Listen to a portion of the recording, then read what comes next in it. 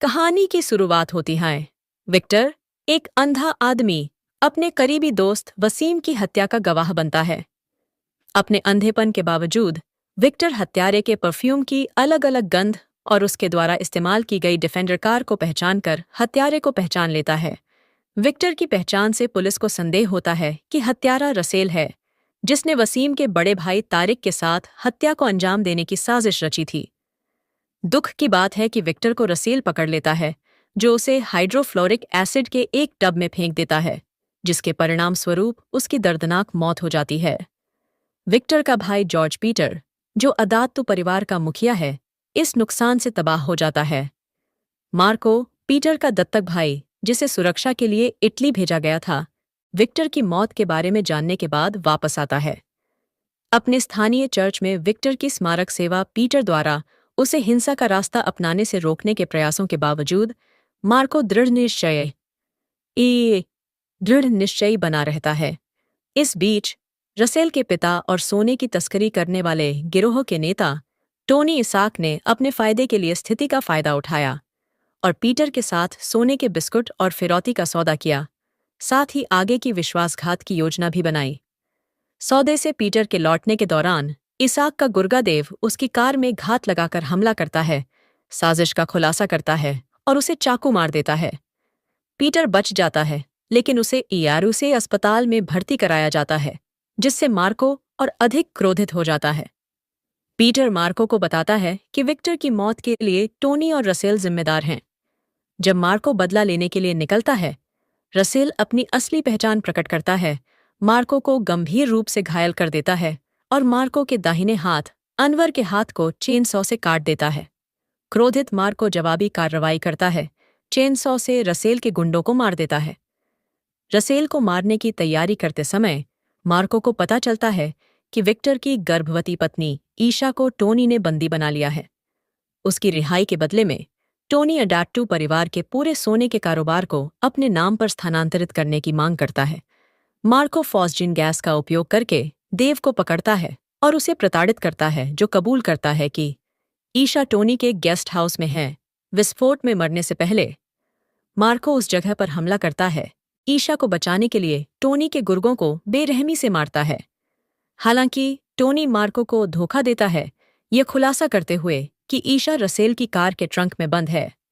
Marco और Anwar Tony को उसके फार्म हाउस तक ट्रैक करते हैं, जहां टोनी बताता है कि वह उभयलिंगी है और उन्हें बहकाने की कोशिश करता है। लेकिन मार्को टोनी का हाथ काट देता है और उसे कंपनी के दस्तावेजों वाले सूटकेस के रूप में छिपाकर रसेल को भेज देता है। नीचे अंतिम जाल में मार्को टोनी की कुर्सी पर एक डेटोनेटर लगाता है, जो टोनी को कुर्सी से उठाने पर फट जाएगा। जब डेटोनेटर फटने ही वाला होता है, तो टोनी को हवा में उछाला जाता है, जो डेटोनेटर को ट्रिगर करता है और उसे गंभीर रूप से घायल कर देता है। रसेल गोदाम के बाहर असहाय खड़ा रहता है और कुछ भी करने में असमर्थ होता है, सिवाय टोनी को उसके घावों के कारण दम तोड़ते हुए देखने के। पीटर तारिक को फांसी लगाकर मार देता है। बदला लेने के लिए आतुर रसेल अपने बड़े भाई साइरस, जो एक क्रूर कसाई है, से मदद मांगता है। वे ईशा के प्रसव के दौरान एडाट्टू हवेली पर हमला करते हैं और परिवार का कत्लेआम शुरू कर देते हैं। पीटर के बहादुर प्रयासों के बावजूद साइरस और रसेल परिवार के सभी सदस्यों को मार देते हैं, जिसमें बच्चे मार्को की मंगेतर और ईशा शामिल हैं। उसके नवजात बच्चे का अपहरण कर लेते हैं और चले जाते हैं। गंभीर रूप से घायल मार्को और पीटर अपने परिवार की मौत का शोक मनाने के लिए छोड़ दिए जाते हैं। पीटर मार्को से न केवल विक्टर बल्कि पूरे परिवार का बदला लेने का आग्रह करता है। मार्को एक आकर्षक और भयावह रूप धारण करता है और साइरस और रसेल का उनके कारखाने में सामना करता है। मार्को एक खूनी मुठभेड़ में उनके गुर्गों से लड़ता है, जहां वह रसेल को चाकू मारकर और उसका दिल निकालकर मार देता है। साइरस के साथ एक चरम मुठभेड़ में, जो नवजात बच्चे को एसिड के एक टब पर रखता है, मार्को उसका सिर काट देता है और बच्चे को एसिड में धकेलने से पहले उसे बचा लेता है। मार्को अपने प्रतिशोध का मार्ग पूरा करता है और बच्चे के साथ फैक्ट्री छोड़ देता है, जबकि उसे पीड़ा और अपने परिवार को खोने की अंतिम कीमत चुकानी पड़ती है। इसके बाद मार्को विक्टर के बेटे के साथ समय बिताता है जब तक कि कारों का एक काफिला आकर बच्चे को ले जाता है और स्क्रीन काली हो जाती है। हटाए गए एक दृश्य में मार्को ने मारिया के साथ हुए हमले का बदला लिया, जिसे ब्लैकमेल किया गया था और उसके साथ छेड़छाड़ की गई थी।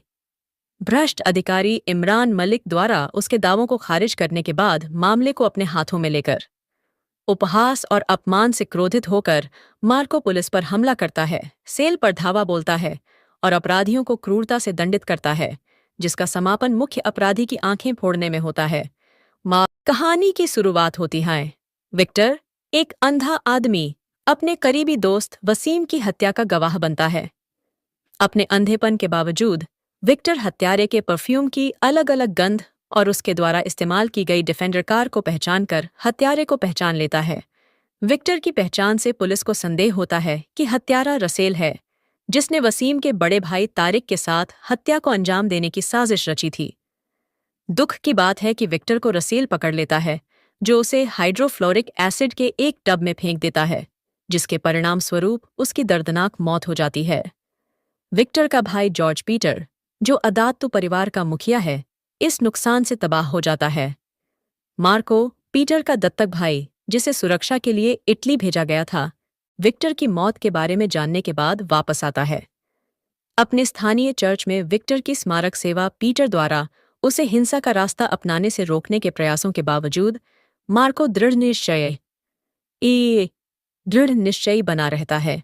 इस बीच रसेल के पिता और सोने की तस्करी करने वाले गिरोह के नेता टोनी इसाक ने अपने फायदे के लिए स्थिति का फायदा उठाया और पीटर के साथ सोने के बिस्कुट और फिरौती का सौदा किया, साथ ही आगे की विश्वासघात की योजना भी बनाई।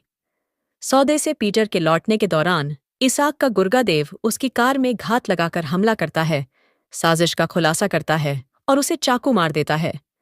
पीटर बच जाता है, लेकिन उसे इयारूसे अस्पताल में भर्ती कराया जाता है, जिससे मार्को और अधिक क्रोधित हो जाता है।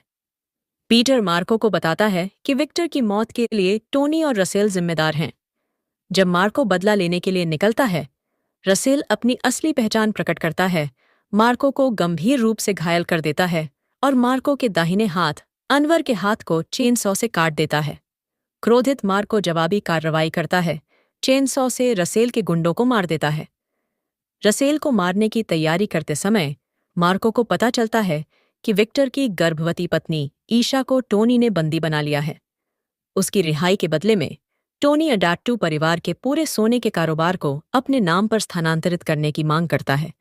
मार्को फॉस्जिन गैस का उपयोग करके देव को पकड़ता है और उसे प्रताड़ित करता है, जो कबूल करता है कि ईशा टोनी के गेस्ट हाउस में है। विस्फोट में मरने से पहले मार्को उस जगह पर हमला करता है। ईशा को बचाने के लिए टोनी के गुर्गों को बेरहमी से मारता है। हालांकि टोनी मार्को को धोखा देता है, यह खुलासा करते हुए कि ईशा रसेल की कार के ट्रंक में बंद है।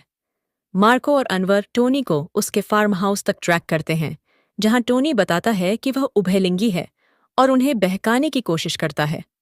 लेकिन मार्को टोनी का हाथ काट देता है और उसे कंपनी के दस्तावेजों वाले सूटकेस के रूप में छिपाकर रसेल को भेज देता है। निशी अंतिम जाल में मार्को टोनी की कुर्सी पर एक डेटोनेटर लगाता है, जो टोनी को कुर्सी से उठाने पर फट जाएगा।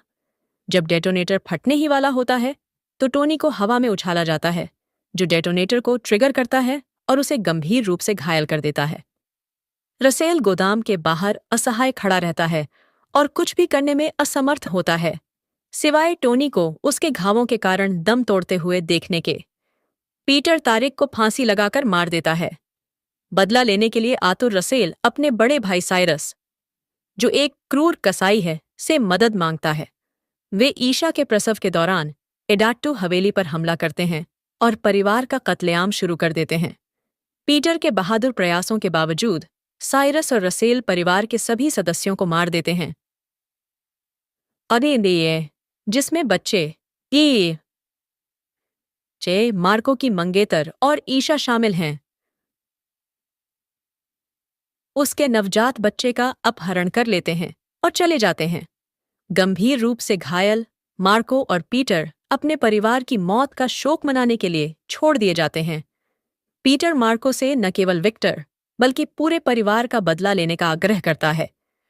मार्को एक आकर्षक और भयावह रूप धारण करता है और साइरस और रसेल का उनके कारखाने में सामना करता है।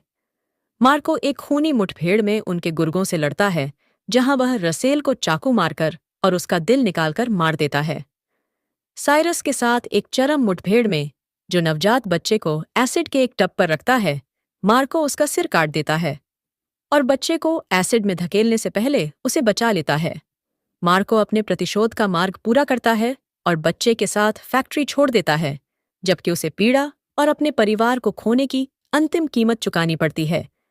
इसके बाद मार्को विक्टर के बेटे के साथ समय बिताता है, जब तक कि कारों का एक काफिला आकर बच्चे को ले जाता है और स्क्रीन काली हो जाती है। हटाए गए एक दृश्य में मार्को ने मारिया के साथ हुए हमले का बदला लिया, जिसे ब्लैकमेल किया गया था और उसके साथ छेड़छाड़ की गई थी। भ्रष्ट अधिकारी इमरान मलिक द्वारा उसके दावों को खारिज करने के बाद मामले को अपने हाथों में लेकर उपहास और अपमान से क्रोधित होकर मार्को पुलिस पर हमला करता है, सेल पर धावा बोलता है और अपराधियों को क्रूरता से दंडित करता है, जिसका समापन मुख्य अपराधी की आंखें फोड़ने में होता है।